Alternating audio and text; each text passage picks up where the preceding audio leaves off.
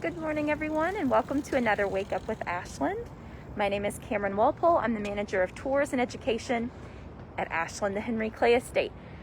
We're 538 miles away from Ashland this morning. We're here at the United States Capitol building. This is a really special opportunity for us to share a little bit about Henry Clay and his life outside of Ashland. So we've spent weeks and weeks, a few months really, talking about Henry Clay and his life at Ashland, but today we're here in Washington, D.C., where Henry Clay spent the bulk of his career. Nearly half a century, Henry Clay served the U.S. government in some form or fashion. So we're going to be talking a little bit today about Henry Clay's Washington, the Capitol building that he inhabited, and his work that he did as a statesman and as a compromiser. I'm going to turn the camera around so you can see here. Of course, Henry Clay's Ashland looks a little bit different than the one that we're seeing here today. Washington, D.C., of course, is usually very bustling at about 9 a.m., but, because of COVID, things are a little bit different here. You can see that the Capitol steps are pretty quiet. There's no visitors going in. There's pretty light traffic here today. So maybe this is a little bit closer to what it looked like during Henry Clay's time. But we're going to be talking a little bit about that. Now, what did the Capitol building look like when Henry Clay was here? Well, that's kind of a difficult question to answer because it changed so much. Now, who was the designer? Someone who's very familiar and close to Henry Clay. That's Benjamin Latrobe, who designed the wings of Ashland and also designed the U.S. Capitol building. But the Capitol building took many forms over the course of its time, and definitely his 50-year career in D.C.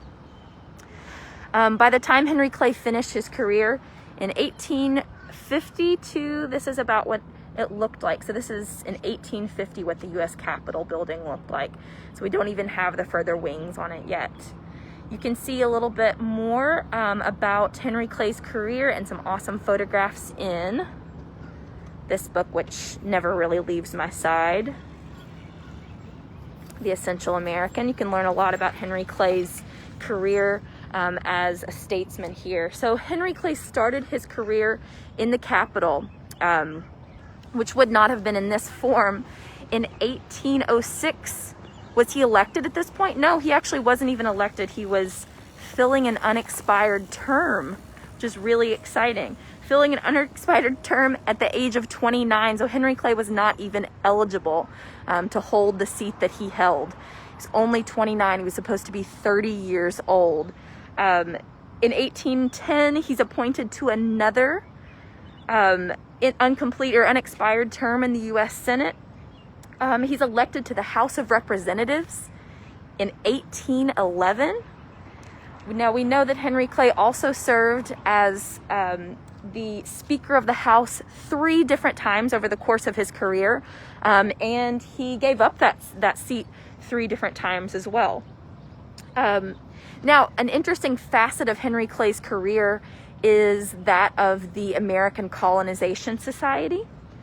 The American Colonization Society, believe it or not, even met at the U.S. Capitol building during different points in its career. So in 1816, Henry Clay actually presided over the formation of the American Colonization Society. Now, 1820, we see Henry Clay's first opportunity to really shine. He is presiding over the Missouri Compromise. So the compromise that really gives Henry Clay a great deal of fame and kind of is starting to solidify him as the great compromiser. So 1820, 200 years ago, Henry Clay is forging these compromises that are keeping the Union together. We know that in 1826, Henry Clay has a duel with Senator John Randolph. 1831, he's elected to the U.S. Senate again.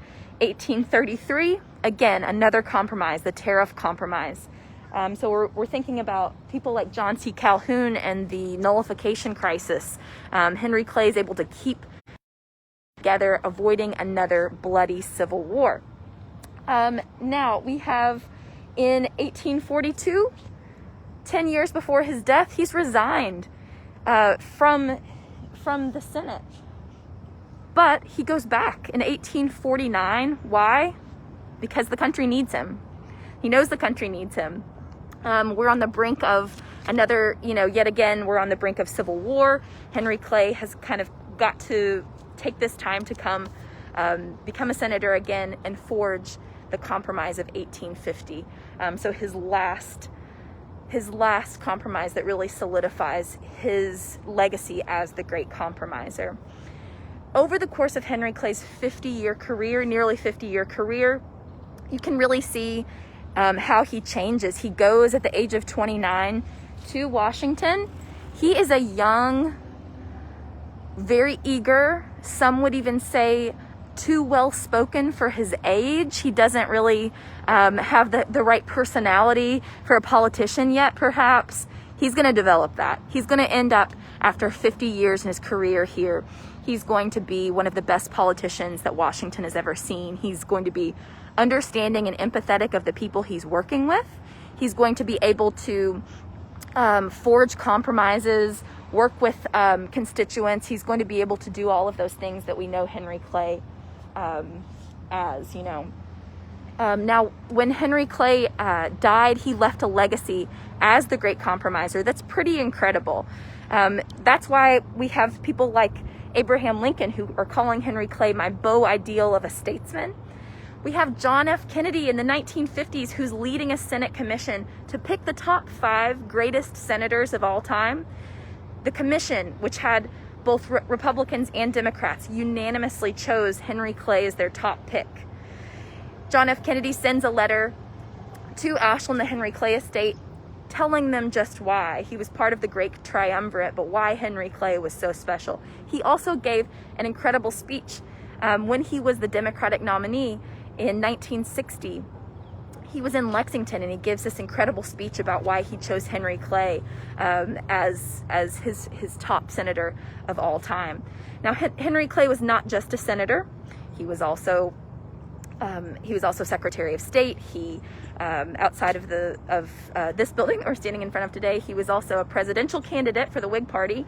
We know that he ran over and over, and of course he lost, but it's very likely, and a lot of historians say, that he probably got more done outside of the White House, more done here at the Capitol, than he would have if he was in the White House. So pretty incredible. John Rogers is asking, what is the American Colonization Society? The American Colonization Society is this group of men.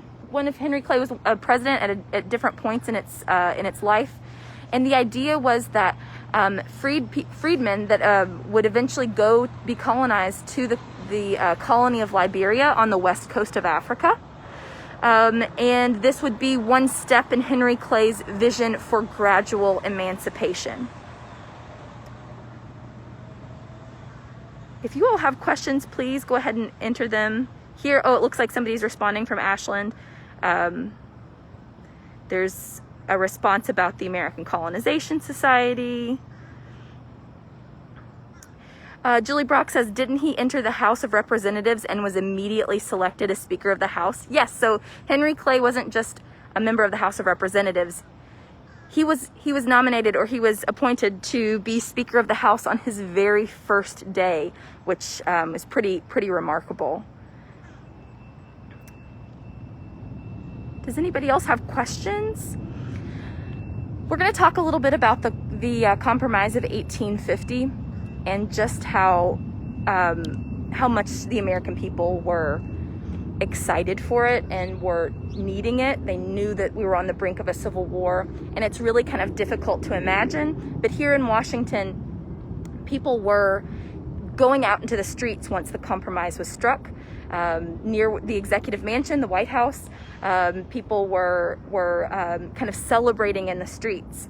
The compromises that Henry Clay forged didn't always happen. All the work didn't necessarily happen in this building. They actually happened a lot of times in the boarding houses, these famous boarding houses of Washington, D.C., where Henry Clay would be going to visit Daniel Webster and John Quincy Adams, some of these famous hotels like the National Hotel in Washington, D.C., which doesn't even exist anymore, the Willard Hotel, which you can still come and stay in today.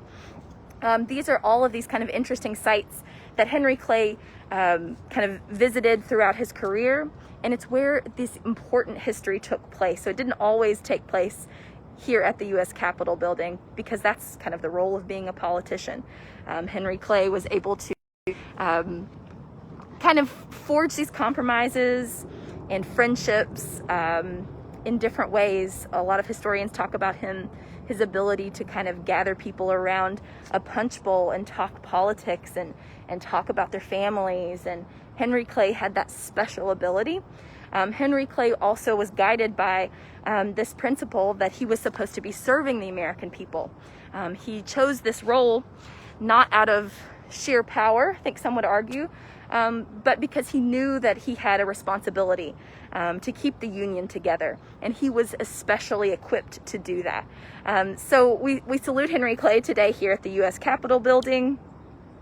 We're going to be coming to you over the next, few weeks in different points, different places throughout Washington, D.C., where Henry Clay spent the bulk of his career. We're really excited to be showing you kind of the ins and outs of his life in Washington. Didn't all take place here. We talked about some hotels. There are really kind of places all throughout the city. The Decatur House, for instance, where Henry Clay spent a lot of time. So we're really hoping to be able to bring you, a little slice of Henry Clay's life in Washington outside of Ashland. So it's where he spent the bulk of his career. So we really are excited to be able to explore that with you. What I would love for you to do is drop a line in our comment section and let me know where you'd like me to go next in Washington, and we'll maybe do a poll or something so we can visit some of the great Henry Clay sites. Now, a lot of places are closed to the general public and we can't get in, but we're going to be doing our best. For instance, there's an incredible statue of Henry Clay in Statuary Hall within the U.S. Capitol building. We also have the painting, the portrait that hangs in the U.S. Senate Reception Hall of Henry Clay, done by Alan Cox. If you're interested in that, but you want to see a version of it, you can actually come to Ashland, where the artist study is. So you can actually see that in the library at Ashland. If there's no more questions, I'm going to end right here. Please, again, go to the comment section. Let us know where you want to see some of the big spots in DC that Henry Clay had a connection to. So let us know, and we'll hopefully be able to do that over the coming weeks. We thank you so much for joining us, and we look forward to seeing you next week. Thank you.